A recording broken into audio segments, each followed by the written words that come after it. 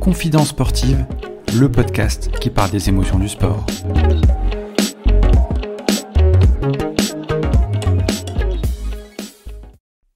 Le sport au féminin et ses combats. Figure majeure du journalisme sportif à la télévision et à la radio, passée notamment par Canal+, Eurosport, France Info, France 2 ou encore la chaîne L'Équipe, cette journaliste fait partie de plusieurs chaînes de télé et parcourt le monde à travers différents sports. Un parcours remarquable de talent, de travail et de résilience. Elle a participé au café littéraire de la ville de Forbach pour promouvoir notamment le sport au féminin et les Jeux Olympiques Paralympiques Paris 2024. J'ai nommé Laurie Delostal. Bonjour Laurie. Bonjour. Comment ça va ? Ça va très bien. On est à quelques jours bientôt de ce grand événement qui va avoir lieu en France, à Paris. Merci d'avoir accepté l'invitation du podcast Confidence sportive qui parle des émotions dans le sport.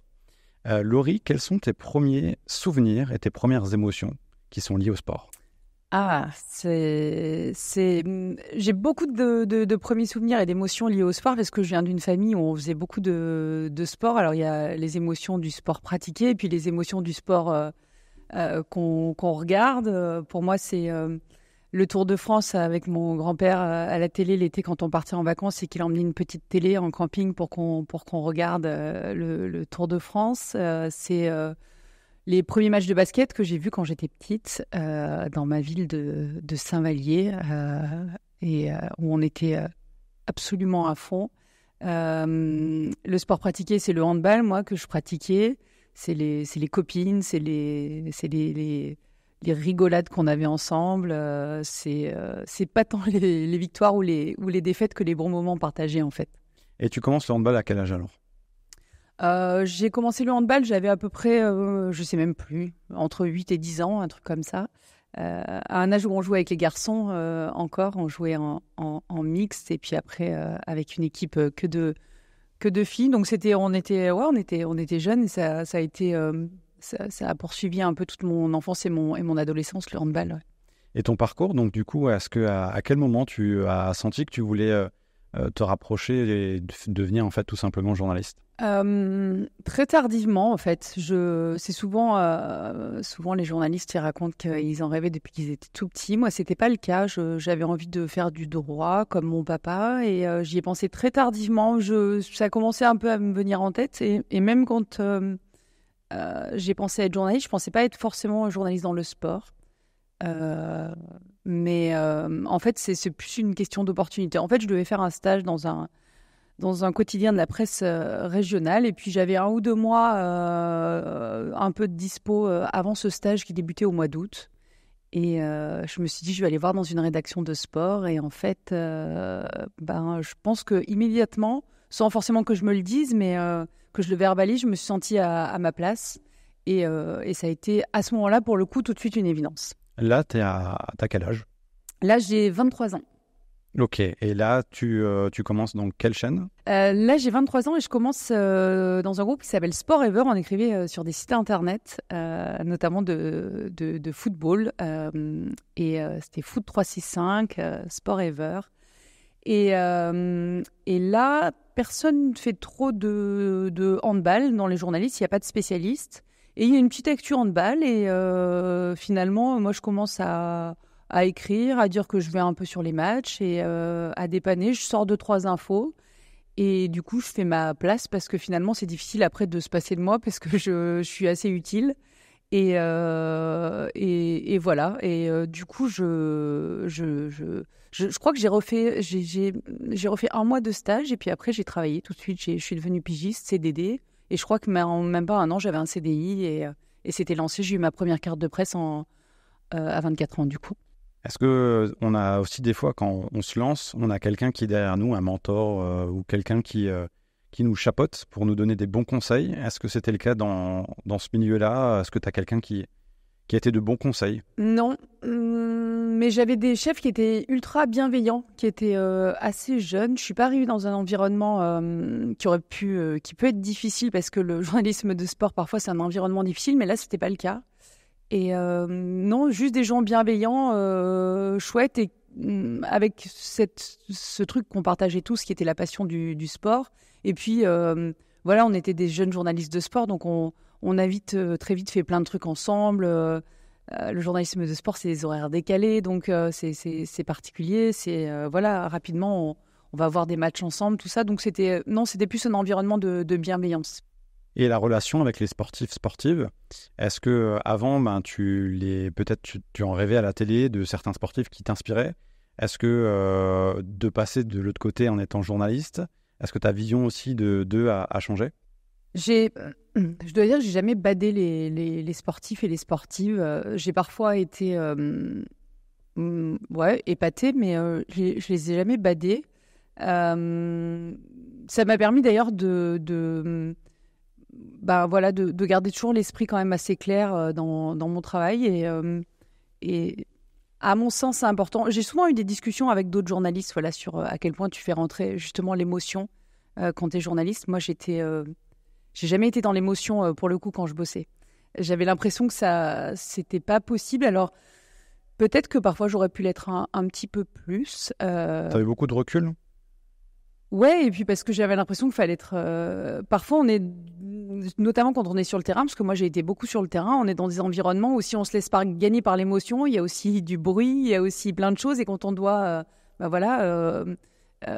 commenter un match, faire une interview, il faut avoir quand même l'esprit assez froid. Et puis, pour le coup, le handball, c'était... quand on était jeune, avec mes copines, on badait les joueurs de l'équipe de France et les joueuses de l'équipe de France. Mais dès que je suis passée de l'autre côté, que je les ai interviewés, tout ça, je dois dire que je me disais juste, c'est marrant, on les badait, on est allé leur signer des posters au Carrefour il y a 10 ans, et maintenant je les interviewe, mais pas plus que ça, quoi. Alors justement, on va parler de champion et de championne. C'est le titre de ce livre que tu as coécrit avec Cécile Gray. Il y a une troisième personne, on va en parler un peu plus tard, ce qui fait la particularité de ce livre-là. Comment vous êtes venu l'idée déjà d'écrire ce livre, ce sujet et ce livre? Alors, on n'a pas du tout eu l'idée. Je démystifie le truc, c'est les éditions de La Martinière qui sont venues nous chercher. Mais ce qui est très drôle, c'est que en fait, ils sont venus chercher Louison, dont on reparlera manifestement après. Louison leur a soufflé mon nom, et c'est une amie à moi, Louison. Et après, l'éditrice m'a dit « Ah, tiens, on pense à Cécile Gray, qu'est-ce que t'en penses ?» Et je leur ai dit « C'est ma copine, et si j'avais dû avoir une idée de nom, c'est elle que j'aurais donnée. » Donc voilà, donc c'est ce que j'aime beaucoup dans le livre, c'est qu'on est en plus... Alors, Cécile et Louison ne sont pas copines, mais enfin, elles ne se connaissent pas spécialement, mais c'est quand même une histoire de filles qui sont très liées. Moi, je suis très, très amie avec les deux, donc c'était top déjà d'avoir une aventure ensemble comme ça, et en plus, le sujet nous correspondait complètement. Donc, on n'a pas hésité une seule seconde. Justement, ce livre, je le trouve différent des autres parce qu'il y a cette partie illustration, donc avec Louison. Comment s'est coordonné le travail pour déjà... Combien de temps ça prend et comment vous êtes coordonnés entre les illustrations et aussi ces portraits de grandes championnes? Alors en fait, ça nous a pris à peu près 9 mois. Ce qui a été très long, ça a été d'établir la liste en fait. Nos éditrices et notamment Eva voulaient qu'on parte autour de 90 noms. Donc il y a eu vraiment un gros travail sur... c'est des pionnières du sport. Donc... au départ, on a balancé une liste qu'on avait rapidement en tête. Après, on a cherché, elle nous a challengé en nous disant non, là, je suis pas contente, il y a trop de Françaises ou trop d'Américaines, je veux que ce soit un peu plus varié. Après, elle nous a dit j'ai pas les nouveaux sports, ça va pas. Donc, on est allé se dire mais c'est qui la pionnière en skate? C'était pas forcément des filles qu'on connaissait. Après, il y avait les anciennes aussi, les vraies pionnières dans le sens où elles ont été les premières, par exemple, à pratiquer leur sport. Parfois, on connaissait un petit peu leur nom, mais pas plus que ça. Parfois, pas du tout. Donc, il y a eu un gros travail de recherche. Après, on s'est répartis, plus ou moins par affinité de sport. Et après, l'illustration, Louison a pas mal bossé de son côté, en fait, mais en lisant, en écoutant ce qu'on disait de ses filles, et puis en lisant aussi les portraits, tout simplement. Et il n'y a pas eu tant d'aller-retour que ça, en dehors du fait qu'après, moi, j'ai relu les portraits de Cécile a relu les miens. et qu'on a commenté, les illustrations de Louison. Donc ça, c'est fait en bonne intelligence. Ah oui, oui. Mais c'était beaucoup plus dur que ce que j'imaginais. C'est marrant parce que c'est un peu comme un accouchement, c'est-à-dire qu'on s'en souvient plus après que ça a été douloureux. Là, maintenant, je me dis juste que c'est cool parce qu'en plus, le livre marche bien, donc c'est chouette. Mais à la fin, à un moment, heureusement qu'il n'est pas sorti juste quand on a fini de l'écrire parce qu'à un moment, j'en étais presque... j'avais plus envie d'en entendre parler, quoi. Ça a été tellement dur à la fin. Dernière ligne droite. Ouais, de corriger. On était avec Cécile absolument... parce qu'on est journaliste, donc on était absolument... terrorisés par le fait qu'il y ait des fautes, des erreurs de date notamment. Donc, on a toutes les deux vérifié, mais pendant des heures, et à la fin, on n'en pouvait plus. Pourquoi 90 et pas 100 sportifs, par exemple ? C'est un choix éditorial ou c'est voulu ? Je ne sais pas. Honnêtement, c'est Eva, notre éditrice, qui nous a dit 90.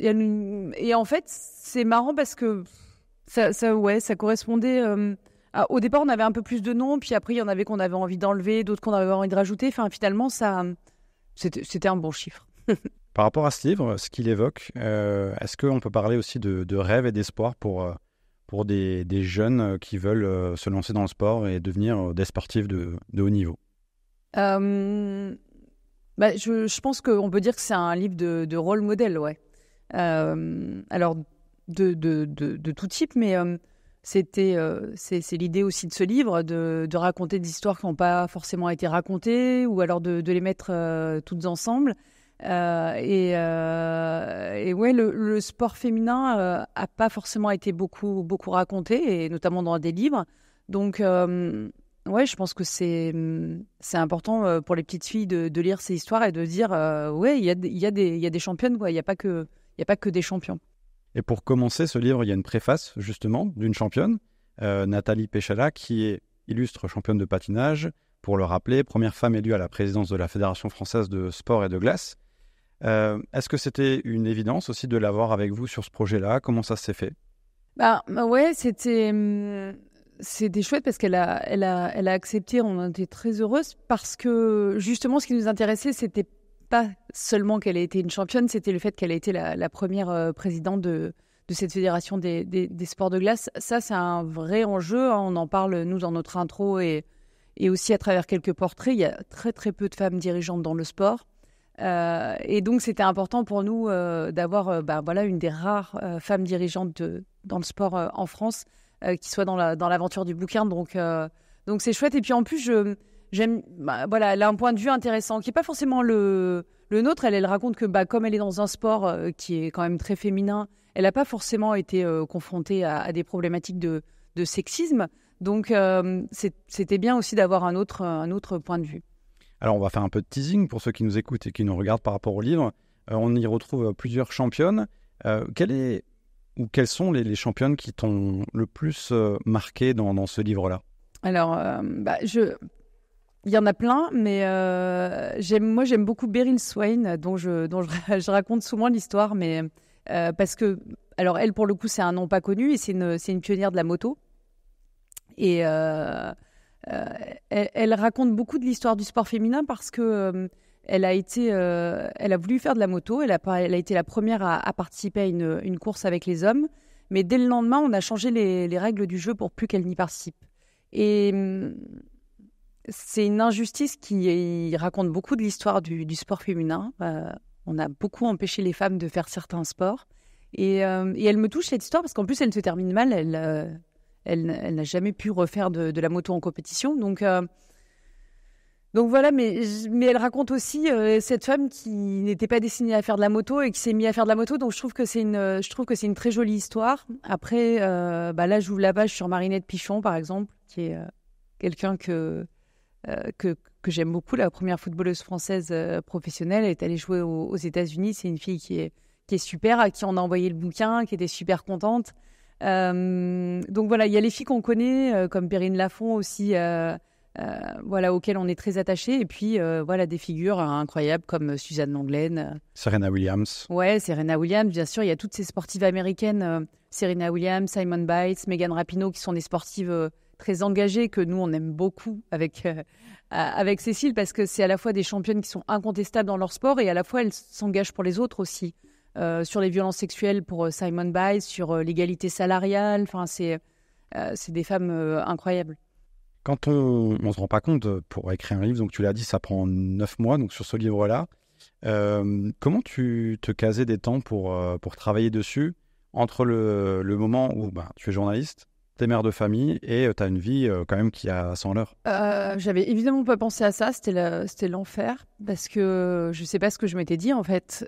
J'ai tendance moi à accepter tous les projets quand ils sont sympas, et au début j'ai écrit à 2 à l'heure en me disant bon. En plus j'étais pas très sûre de moi parce que j'avais jamais écrit de portrait. Donc le premier, les premiers, je crois que c'est Nadia Comaneci et Ada Egerberg, c'est les premiers que j'ai écrits, et ceux-là j'ai mis un temps infini à les écrire.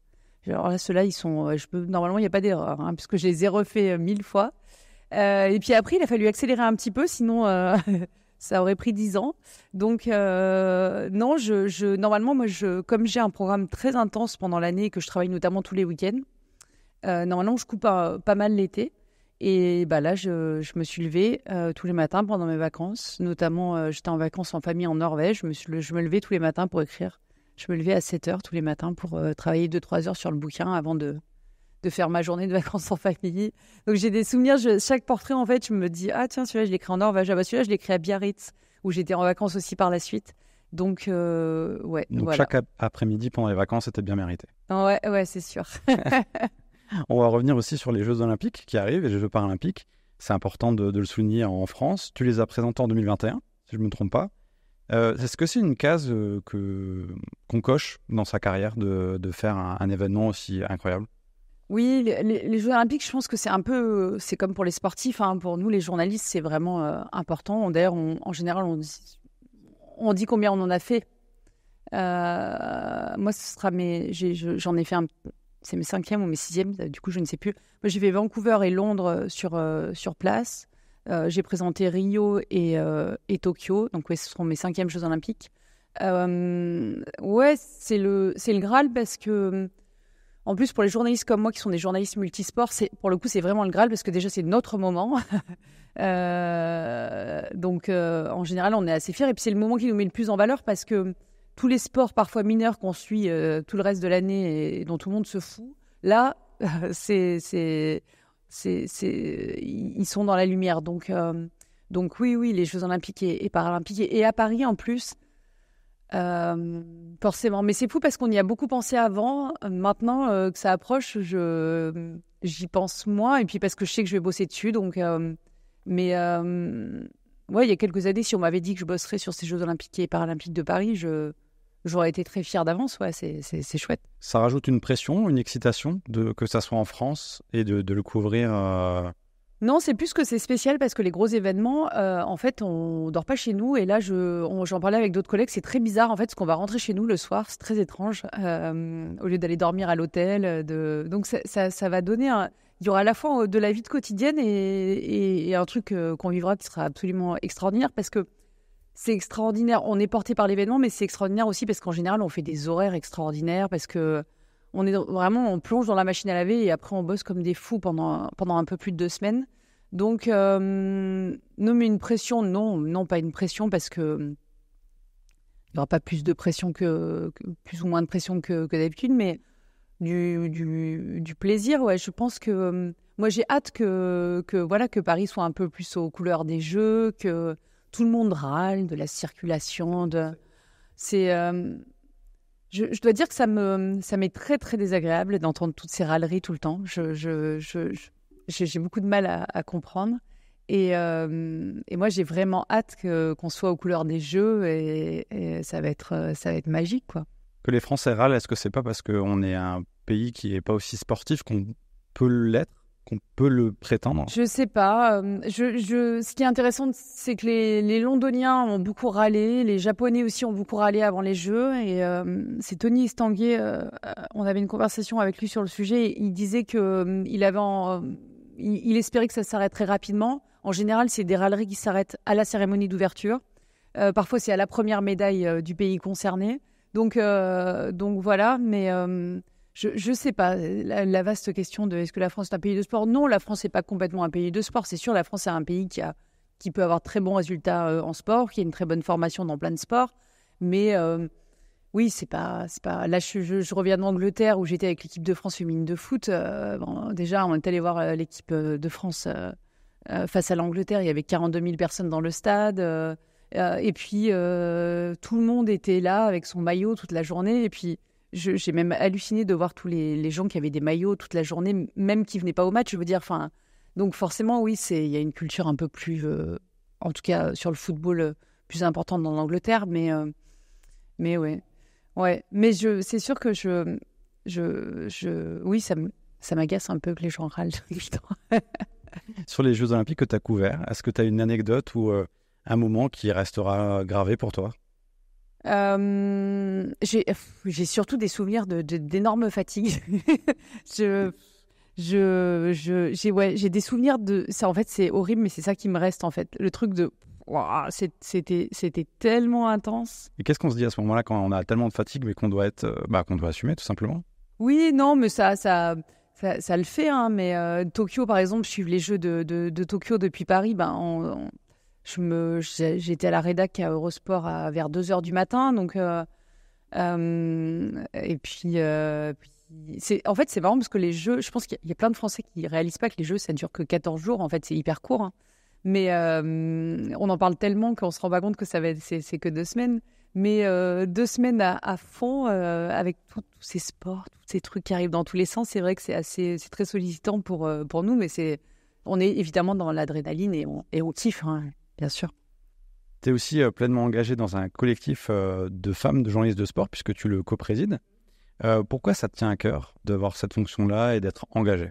Ça me tient à cœur parce que j'avais envie, quand on a fondé ce collectif avec Mejdaline Miri et avec d'autres, on avait envie déjà de se réunir parce qu'on n'est pas beaucoup en fait les femmes journalistes dans les rédactions et du coup en général on est 1 ou 2 par rédaction et en fait on se voyait jamais, donc déjà l'idée c'était de créer du lien. Puis au final, il y en a plein qui ont raconté des histoires qui étaient vraiment pas cool. On sortait de ce documentaire de Marie Portolano qui, à ce moment-là, quand on a commencé à réfléchir au collectif, était en train d'être fait, qui s'appelle je ne suis pas une salope, je suis une journaliste, qui racontait vraiment des histoires vraiment pas cool de discrimination et de harcèlement dans plein de rédactions. Et du coup, en plus de s'unir, on a eu envie de faire bouger les choses, de s'interroger... de se compter déjà, parce que c'était un petit peu au doigt mouillé. On disait, ah oui, des femmes, il y en a de plus en plus dans le sport. Et on avait rencontré une chercheuse qui travaillait sur le sujet, qui nous avait dit, en fait, en 20 ans, les chiffres n'ont pas évolué. Donc, elle nous avait dit, c'est important de se compter. Donc, on a fait tout un travail pour se compter, s'apercevoir qu'on n'était vraiment pas beaucoup. Du coup, prendre ces chiffres et aller les montrer aux chefs pour leur dire, vous voyez, on n'est vraiment pas beaucoup et c'est pas normal parce qu'en fait, un média, ça doit représenter la société française. Donc voilà, au fur et à mesure, ça fait maintenant plus de 3 ans et on a fait une tonne de choses et on n'a pas terminé. Et on fait beaucoup de travail maintenant auprès des jeunes journalistes, soit celles qui veulent devenir journalistes dans le sport, soit celles qui débutent parce que c'est quand elles débutent qu'elles sont un peu les plus fragiles et du coup on a envie de les aider. Est-ce que tu sens que ça change depuis quelques années, que ça évolue justement pour aller vers cette parité et au final aussi se dire que on peut le faire et quelqu'un qui se lance dans le journalisme, homme ou femme, peut réussir? Ça évolue difficilement, je trouve.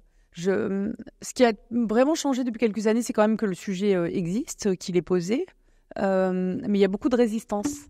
Donc, il y a beaucoup de résistance et puis il y a beaucoup de choses qui ne bougent pas. C'est-à-dire qu'il n'y a toujours pas de rédactrice en chef. Alors, quand je dis ça, on me dit toujours « Mais si, il y a elle ou elle. » Oui, d'accord, mais il y en a 2 sur 50. Enfin, voilà. C'est comme le sujet des dirigeants dans le sport dont on parlait tout à l'heure. Pour moi et pour le collectif, ça part d'en haut. Donc, il faut qu'il y ait des rédactrices en chef, des chefs d'édition. Il y a plein d'endroits où on n'est pas représenté. Et ce n'est pas parce qu'on a l'impression qu'il y a plus de femmes dans le sport à la télévision qu'il y a plus de femmes dans le sport, parce que ce qui compte, c'est aussi ceux qui fabriquent les émissions, c'est ceux qui sont dans les régies pour la télévision, c'est tout ça, c'est pas seulement les filles qu'on voit à la télé. Et justement, cet avenir du journalisme, tu le vois comment évoluer dans les années qui viennent, qui vont arriver, avec aussi le numérique qui évolue à une vitesse assez incroyable? Ouais, c'est un milieu qui est en pleine évolution et c'est hyper intéressant. Je pense que il faut pas rater toutes ces transformations. Alors moi, je bosse sur la mixité, alors homme-femme, mais de manière générale, j'aimerais bien qu'il y ait plus de mixité dans mon milieu aussi, parce que pour le coup, on représente pas du tout la société française. Mais ça veut dire aussi, oui, s'ouvrir aux jeunes journalistes qui ont envie de travailler sur le numérique. Parfois, on est un petit peu fermé, on est un peu à rester sur nos trucs de télélinéaire, voilà, des modèles un petit peu classiques qui doivent forcément évoluer. Donc, je sais pas, j'ai pas de vision de ce que vont devenir les médias sportifs, mais en tout cas, oui, c'est en évolution, c'est sûr. Le fait d'être aussi médiatisé, est-ce que ça change le quotidien par rapport à ton métier de journaliste? Moi, tu veux dire d'être... Le fait de passer à la télé, forcément, ça change plus que quelqu'un qui va être à la radio ou sur la presse écrite qui est moins exposé au niveau de son image. Ça change quand on va sur le terrain, oui. Ça peut faciliter l'accès à certains sportifs et sportives. C'est sûr que quand je fais des demandes d'interview, maintenant que ce soit pour la télé ou pour la radio, maintenant avec mon expérience et la petite reconnaissance que j'ai, c'est sûr que ça c'est plus facile que quand j'avais 20 ans. Et ça, c'est vrai que c'est assez agréable de pouvoir plus vite avoir des interviews, de ne pas avoir de refus. Un monde idéal dans le journalisme français, ça serait quoi pour toi? Ça serait la parité? Non, la parité, je la vivrai pas de mon vivant, puisqu'on est aujourd'hui autour de 10% de femmes journalistes. Moi, j'aimerais bien qu'on arrive autour de 30%. Je pense que ça serait bien. Voilà, j'aimerais bien qu'on parle aussi plus de sport féminin, que ce soit pas juste le truc dont on parle en fin de canard. J'aimerais bien qu'on parle plus des enjeux sociétaux du sport, parce que je pense que ça intéresse beaucoup de gens. Moi, je le fais beaucoup sur France Info, dans mon émission avec Julien Langlais, et il y a un appétit pour ça. Il y a des gens qui n'ont pas envie de voir le sport que comme une performance. Ils ont envie d'entendre les enjeux sociétaux. Donc, c'est ça. Mais du coup, c'est les sujets sur lesquels je bosse. C'est chouette. D'ailleurs, Laurie, tu as vécu une compétition importante que tu as remportée. C'est celle de la maladie. Est-ce que le fait d'être médiatisé... Je me demandais ce que tu allais me sortir. Je me disais, qu'est-ce que j'ai fait? C'est une compétition, au final. Oui, ouais. Est-ce que le fait d'être dans un milieu aussi médiatisé, d'avoir la reconnaissance, comme tu l'as dit, plus de soutien, est-ce que ça aide dans ces moments-là? En fait, j'ai parlé de mon cancer et c'est un vrai lien avec le sport, parce que je me suis retrouvée par hasard au tout début de mes traitements à un truc de sport avec quelqu'un à côté de moi à table, qui à un moment a dit, c'est une coach, une ancienne coach d'une équipe de France, qui à un moment a parlé a évoqué quelque chose. Je me suis dit, mais de quoi elle parle? Est-ce qu'elle parle d'une... Donc, je lui ai dit, excusez-moi, mais vous avez eu un cancer. Et bref, s'engage une discussion. Et elle me dit, écoute, moi, si j'avais quelque chose à te dire, je regrette de ne pas l'avoir dit à l'époque, parce que je n'ai pas bénéficié de tout le soutien dont j'aurais pu bénéficier. Et ça m'a marquée. Et j'étais hyper mal à l'aise à ce moment-là, parce que j'avais l'impression que c'était un truc dont il ne fallait pas parler. Je ne savais pas trop, c'était un peu bizarre. Et du coup, j'en ai parlé.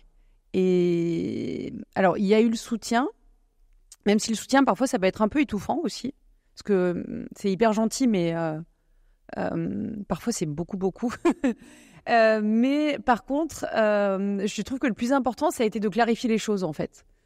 Voilà, parce que sinon, c'est un peu bizarre. C'est vrai que quelqu'un m'avait dit, un cancer, en général, quand on a un collègue qui a un cancer, on nous dit d'un coup, il part, il n'est plus là, et puis il revient un an plus tard, et on n'a pas trop compris ce qui s'était passé. Donc voilà, j'avais envie d'en parler, et le point de départ, c'est le sport, puisque c'était une coach qui m'en a parlé. Voilà.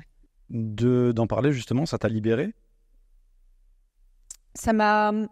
Oui, on peut dire que ça m'a libérée. Après, je n'avais pas envie d'en parler tout le temps non plus. C'était juste de dire, en fait, je suis pas là, ou je suis fatiguée, ou j'ai une tête bizarre, mais c'est parce que j'ai un cancer, en fait. Voilà, j'avais pas envie de cacher le truc, voilà. Parce que quand on cache les choses, c'est longtemps ce qu'on a fait pour des maladies comme le cancer.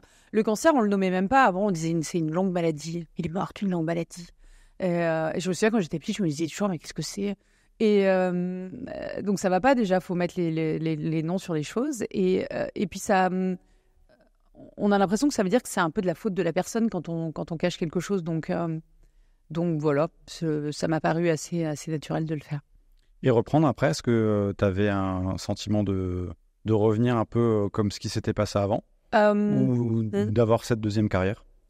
Alors, en fait, j'ai pas arrêté de travailler, donc du coup, j'ai arrêté pendant 3 mois juste la télé, mais j'avais beaucoup de travail à ce moment-là, donc j'ai jamais arrêté, donc j'ai pas eu de rupture. Et je dois dire que c'est pas une rupture dans ma vie, ça a été une parenthèse, voilà, qui m'a appris beaucoup de choses, qui m'a apporté beaucoup de bienveillance aussi. C'est agréable dans la vie parfois d'avoir des bulles de bienveillance. Donc non, ça n'a pas été une rupture. Ouais. En parlant aussi des émissions sur lesquelles tu es intervenu, est-ce qu'il y a une émission, ça va le faire, est-ce qu'il y a une émission qui t'a plus marqué qu'une autre? Moi, pour le coup, c'était J+1. Ouais, j'étais sûre que tu allais dire ça, c'est l'émission dont on parle toujours. C'est vrai? Ouais. C'est marrant, on parle toujours de J+1, on m'en parle toujours énormément, alors que j'ai fait une seule saison. Et c'est pas une émission dans laquelle je me suis épanouie parce que j'avais un rôle assez réduit, où je me marrais bien, mais bon, c'est pas... non, j'aimais bien... j'aimais beaucoup le concept de l'émission, notamment le fait qu'on se marre, mais aussi qu'on fasse découvrir des footballeurs qu'on voyait pas tout le temps. Et ça, je trouve que ça manque toujours, en fait. Je trouve que l'idée, elle était super. On recevait des mecs qui étaient cool. Oui, et puis le concept était décalé en plus. Et le concept était décalé. Je trouve que c'est toujours bien de ne pas se prendre trop au sérieux. Et parfois, en sport, c'est vrai qu'on peut avoir tendance, alors côté journaliste comme côté sportif, à peut-être se prendre un petit peu trop au sérieux. Donc, en ça, c'est hyper dommage que cette émission se soit arrêtée. Est-ce qu'il y avait une autre émission qui toi, t'a marqué, sur laquelle tu as pris le plus de plaisir qu'une autre, ou alors quand je suivais la Formule 1, ça a particulièrement marqué ma carrière, ouais. Parce que c'était extraordinaire de suivre la Formule 1 sur place. C'était pour Canal+ également, parce que c'était le début d'une aventure, alors qui dure depuis maintenant 11 ans à Canal, mais j'ai vécu le tout début de l'aventure. Et c'était extraordinaire. Et puis c'est un milieu extraordinaire, la Formule 1, donc j'ai vraiment beaucoup aimé. Ouais. Donc toi, t'avais rendez-vous au premier virage. Ouais, j'avais rendez-vous avec Julien Febvreau au premier virage, et on est toujours très proches avec Julien et Laurent Dupin. Quel conseil tu donnerais à une jeune femme qui aimerait se lancer dans le sport et dans le journalisme? Je lui dirais d'y aller si elle a envie de trouver sa place. De se faire entourer, de chercher des soutiens dans une rédaction, qu'on soit un garçon ou une fille, il faut s'appuyer sur d'autres gens dans la rédaction, parce que c'est pas évident de faire sa place. On a toujours besoin de conseils, donc de bien s'entourer et puis d'y croire, quoi, parce que ça reste des milieux très bouchés comme d'autres milieux, hein, mais quand on commence, on nous dit souvent laisse tomber, il y a trop de monde. Non, il faut y aller. Et puis si ça marche pas, mais faut essayer, quoi. Toujours tenter. On arrive quasiment au bout de l'épisode, Laurie. Merci, en tout cas, c'est passé très vite. Hormis le sport maintenant, qu'est-ce qui te procure des émotions au quotidien? Ah, waouh, c'est la littérature, l'art, définitivement. Le beau, et du coup, je dois dire que j'aime énormément lire. De faire un livre sur le sport, c'était une manière de boucler la boucle aussi. Donc voilà. Et quel regard porte Anna Rose sur sa maman, sur le fait de la voir à la télé, par exemple? Elle me voit jamais à la télé. Elle regarde pas. Elle regarde pas l'équipe de Greg. Elle regarde pas Télématin parce que c'est trop tôt le matin. Donc elle a un regard assez distancé. Je sais même pas des fois si elle capte vraiment ce que je fais, mais elle aime, non, ce qu'elle aime bien, c'est venir. Elle est venue avec moi à France Info il y a pas longtemps. Elle aime bien venir sur place, regarder. Elle a pris des notes pendant la conférence de rédaction. Ça lui plaît. Mais non, elle me voit pas à la télé. Donc elle est curieuse, peut-être une future journaliste. Franchement, je pense qu'elle a la bonne curiosité pour devenir journaliste. Ouais. Avant de terminer, quel invité, c'est le rituel, voudrais-tu entendre dans le podcast Confidence Sportive? Comme je te l'ai dit, tu peux nommer un sportif, un journaliste, quelqu'un qui gravite autour du sport, un coach, peu importe. Ah, c'est dur ça. Il aurait fallu que j'y réfléchisse un petit peu avant. Là, c'est l'instant passe décisif. Ouais, c'est compliqué. Qui j'aimerais entendre? Je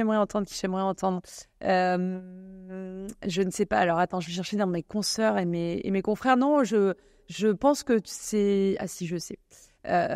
Déjà dans mes consoeurs et mes confrères, j'aime bien entendre les gens de la presse écrite aussi parce qu'on les entend un petit peu moins et qu'ils ont des histoires passionnantes à raconter. Et les photographes.